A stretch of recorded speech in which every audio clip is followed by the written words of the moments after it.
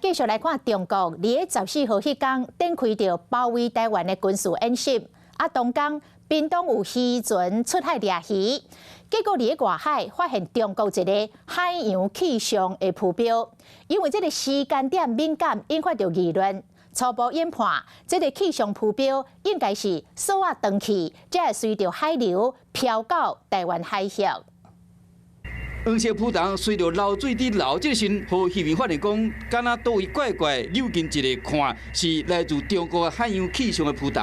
伫14中昼，屏东的外海北纬21度，东经119度，看到这个现象，分唔敢大意，赶紧通报。感到有疑问说，奇怪，怎么福建的那个海洋气象浮标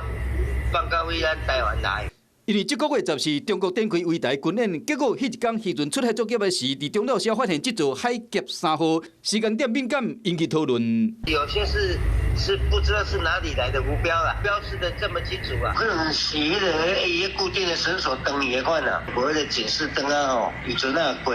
嘛无看到路着啊。 渔会赶紧出面说明讲，因为妈妈发生过类似情形，爱大家唔免紧张。是讲伊嘛烦恼讲，这种无警示灯的海洋气象的浮筒，会有航行甲作业的安全顾虑，所以讲已经通报海巡单位去处理。